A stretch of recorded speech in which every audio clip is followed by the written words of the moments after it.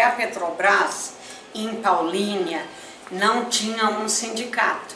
Ela era do Sindicato de Santos, da RPBC, que é a refinaria de Cubatão. Então nós éramos agregados à refinaria de Cubatão. Mas com o desenrolar da vida, dos acontecimentos na refinaria, nós fomos vendo que não dava conta a gente ficar agregado a Cubatão.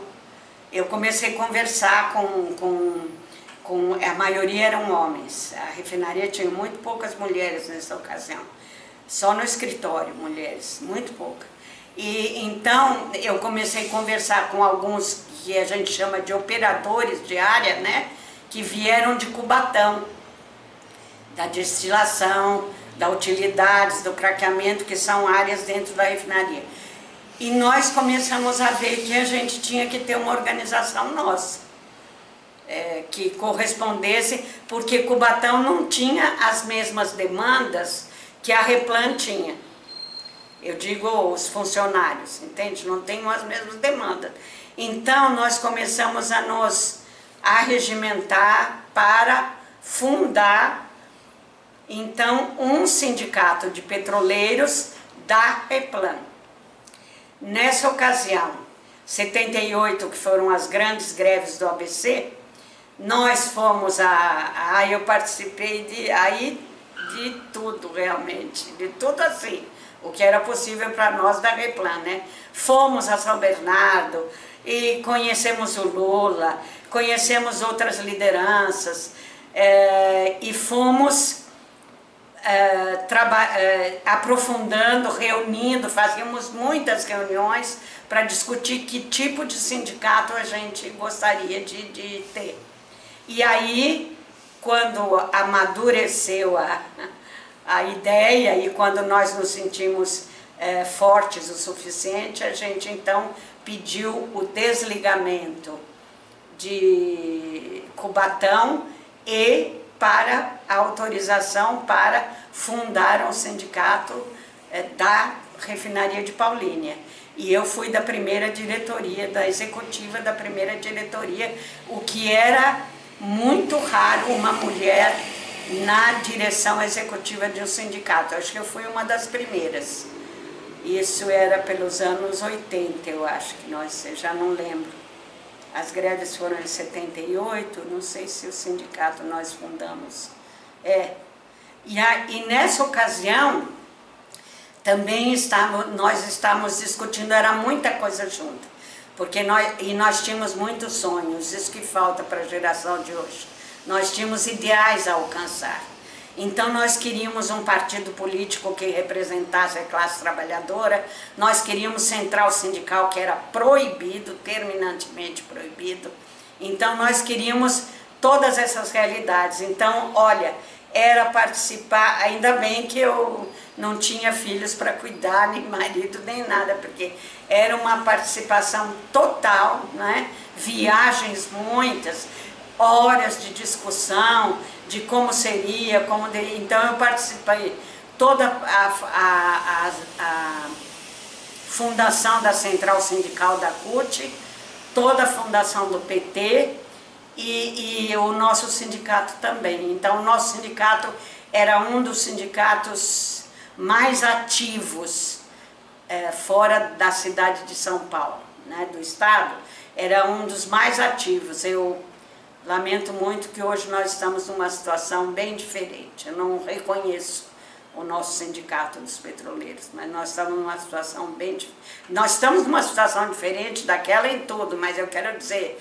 a ação dos sindicalistas era de outra ordem, realmente. Como era? Descreve para mim. Eu não sei se eu saberia descrever, mas eu digo assim, nós íamos à luta e nós sacrificávamos o comer, o beber, o descansar, e nós tínhamos convicção de que aquilo era muito importante e nós estávamos dispostos a gastar a vida naquilo. E como que era ser a primeira mulher nesse espaço de luta política da classe trabalhadora? Bom, foi difícil. Foi difícil porque, por exemplo, no dia mesmo da posse do nosso sindicato, um jornalista chegou para mim e falou que queria me entrevistar. Tudo era novo para a gente, entrevista, né? Era uma coisa... Tudo bem, eu falei. Ele falou, ai, que bom, né? Uma mulher no sindicato, então vai ter sempre cafezinho e o sindicato limpo. Eu me enfureci tanto com aquilo que eu digo para você, em todos os anos da minha vida sindical, eu nunca fiz café no sindicato. Eu me recusei a partir daquele dia. Eu falei, eu não estou aqui para fazer café e para varrer o sindicato. Eu não sou faxineira. Para varrer tem faxineiro, faxineira. Eu estou aqui como dirigente sindical. Agora, eu percebi o seguinte, que não era só o jornalista. Então era assim, põe uma mulher na mesa para ficar bonito, entendeu? Para ter uma mulher. Eles também não tinham consciência. E, por exemplo, quando tinha uma reunião, nós tínhamos assim, eu era da executiva e tinha uma outra mulher, Esther Yamakawa, uma grande lutadora sindicalista, que era do Conselho Fiscal, eu acho, mas nós participávamos, a nossa direção era toda junta, né? Todas as vezes que tinha uma atividade, fulano, você pode? Não, não, ou pode? Não, não, outro, na minha fulano, e quando chegava pra gente, a gente dizia, não posso. Não, mas você tem que mudar seu compromisso, você tem que poder. Então, eles não respeitavam que a gente pudesse ter um compromisso que era importante. Então, eles achavam sempre, quando a gente ficava nervosa, eles diziam que a gente estava na TPM, que era a falta de ter um namorado, porque eu, por exemplo, eles nunca me viam com um namorado, né? Então eu tive que fazer brigas homéricas, brigas mesmo, feias, com os dirigentes sindicais. Eu acho que eu me fiz respeitar como diretora do sindicato, mas era uma luta constante. E quando a gente pensava que eles tinham compreendido, eles voltavam de novo com aquela posição machista de, sabe, você é mulher, você, não vai dar, Wanda, para você ir e tal, porque olha, quando vai mulher, homem fica tudo no mesmo lugar, agora para você vai ter que arrumar. Eles inventavam sempre alguma coisa realmente, mas eu, como sabia o que eu queria, sabia muito bem o que eu queria. Então eu ia às falas e eu discutia de igual para igual, mas era uma luta assim interior que depois eu ficava muito cansada, porque exigia tudo da gente, sabe?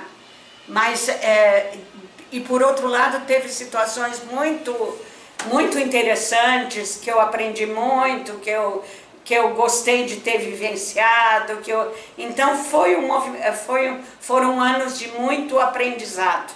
Mesmo eu fiquei na direção da CUT, estadual, né? Eu fundei a nacional, estava na fundação, depois na estadual, depois nós tínhamos CUT regionais, eu também fui coordenar em assembleias, congressos para fundar CUTs regionais, né? Então eu fiz um trabalho que eu acho que foi de bom serviço para o sindicalismo, mas era uma luta muito grande até hoje, né, como a luta das mulheres, entendeu? Então eu tinha facilidade realmente de argumentar e de discutir as temáticas mais difíceis com diferentes companheiros homens, né? Então eles acabavam por, não sei se respeitar, mas engolir, entender? Aceitar que era assim, mas foi muito difícil. Tinha algum encontro, alguma forma de organização das mulheres? Não, nada. E eu até naquela ocasião eu fazia questão de não ter. Sabe por quê? Porque nós já éramos consideradas uns tipos, entende? Assim, à parte. Se nós fizéssemos alguma organização, então eles já diziam assim, isso é coisa de mulher. Então eu falei, não, sindicalismo é coisa de ser humano. homem e mulher, mulher e homem. Então eu sempre lutei, eu custei muito para me abrir a perspectiva de alguma participação em movimento feminista, feminino, enfim, porque eu lutei muito para estar junto com os homens em toda essa construção do sindicato, da CUT, do partido, entendeu? Então, para mim, o viés principal era esse. Nós somos iguais, mulher e homem, e nós temos direitos iguais e nós temos que ter chances iguais de participação, de coordenação. Então, a minha luta era mais em mostrar essa igualdade. E eu achava que qualquer organização só feminina podia colocar isso de lado, enfraquecer. E você foi dirigente sindical por quanto tempo? Então, 2 gestões eu fiquei na diretoria.